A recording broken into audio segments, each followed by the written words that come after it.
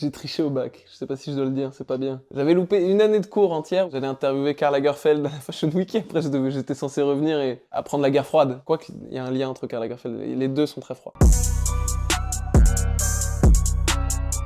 Bonjour à tous, bonjour Melty. Je sors de cette magnifique interview capillaire. C'est faux, évidemment, c'était l'interview La Dalle, où on a parlé de genre la vie et les phrases qui se terminent en chuchotant. Bienvenue à tous dans cette interview ASMR pour Melty.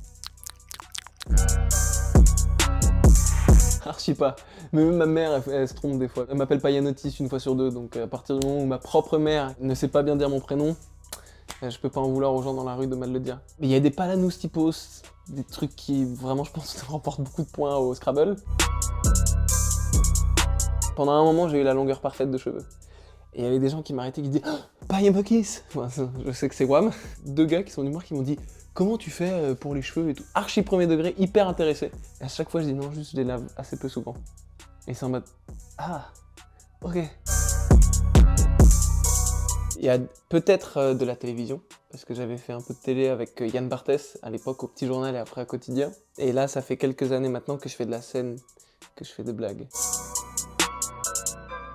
Ça a commencé dans ma chambre, à Bondoufle. Dès que je dis que je viens de Bondoufle, on me dit « Ah, on dirait une maison dans Harry Potter ». C'était l'avènement de Twitter, je voulais contacter plein d'humoristes et de personnalités un peu marrantes pour leur poser des questions. Et il y en a un jour qui m'a répondu et qui m'a dit « Viens à Paris ». Pour m'interviewer. C'était Baptiste Lorbert de 10 minutes à perdre et j'avais, je pense, 12 ans et demi. C'était mon frère qui filmait avec une espèce d'iPhone et il a cassé le canapé pendant l'interview. Moi j'ai vu qu'il avait cassé le canapé du gars mais je faisais genre tout va bien. Tout était horrible. L'interview elle a fait genre 10 000 vues sur YouTube et j'étais comme un ouf. Et à un moment je me suis mis à interviewer des gens comme Orelsan, Gad Elmaleh, je faisais des petites interviews pour ma chaîne YouTube. J'avais une chaîne YouTube qui avait de plus en plus d'abonnés, ça avait dépassé le nombre de gens de mon collège, j'étais comme un ouf. Et à un moment j'ai rencontré des potes avec qui je suis toujours pote aujourd'hui, qui s'appellent Freddy Gladieux, Anis Rally, Aurélien Prévost, toute une clique de potes. Et on a fait des vidéos un peu marrantes sur Vine. Et c'était l'avènement de Vine, pour le coup à l'époque, j'ai l'impression d'être vieux. De parler genre du Club Med d'Agadir en 87, quand on pouvait encore fumer à l'intérieur, qu'est-ce que c'était sympathique. Et après on m'a proposé un casting à 16 ans et demi pour le Petit Journal, ce qui est vraiment beaucoup trop tôt pour être à la télé. Et j'ai fait 2 ans là-bas. Et après j'ai démissionné pour faire de la scène. La première saison au Petit Journal, j'étais encore au lycée, je passais mon bac. Du coup, c'était hyper schizophrénique parce qu'il y avait les plateaux à Paris, et après il y avait le lendemain des ST de maths pendant 4 heures en cours avec Monsieur Thierry. C'est le vrai nom de mon prof de maths. Bonjour Monsieur Thierry, merci beaucoup pour les tangentes, je m'en souviendrai à tout jamais. En vrai, c'était bizarre parce que j'étais jeune, trop jeune je pense. Et je pense que cet âge-là, c'est le moment où tu essaies de savoir quel adulte tu vas devenir. J'ai triché au bac, je sais pas si je dois le dire, c'est pas bien. Faut pas tricher, mais j'ai triché. J'avais trop de lacunes. J'avais loupé une année de cours entière. J'allais interviewer Karl Lagerfeld à la Fashion Week, et après j'étais censé revenir et apprendre la guerre froide. C'est compliqué. Quoi qu'il y a un lien entre Karl Lagerfeld, les deux sont très froids. C'était dur de passer le bac en même temps que les chroniques. Mais c'était marrant. Mais c'était dur. C'était plus dur que marrant. Parfois c'était plus marrant, souvent c'était plus dur que marrant.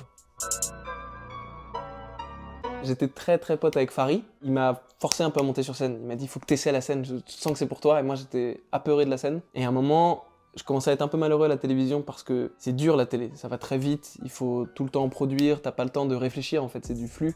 Et Fari m'a dit mais arrête la télé en fait, t'as pas à te forcer, on s'en fout. Ma famille, tous mes proches me disaient mais t'es con, c'est le taf que tout le monde veut, on t'arrête dans la rue, tu gagnes bien ta vie, tu peux... je comprends pas. J'ai posé ma démission.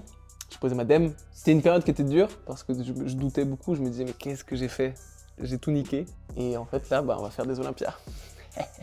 Donc je suis content. Il y a un point de départ dans le spectacle, c'est qu'il y avait une fille que j'aimais vraiment beaucoup et j'arrivais pas à l'embrasser. Je savais que je le voulais, je voyais qu'elle en avait envie mais j'y arrivais pas. De cette déception, de cette espèce d'échec, je me suis posé la question de pourquoi j'ai peur d'embrasser, pourquoi c'est le truc qui me terrifie le plus sur cette planète. Ça et les araignées, c'est un autre débat. Et alors, embrasser une araignée, je t'explique pas. À partir de ce moment-là, je me suis juste dit pourquoi j'ai peur de cette action.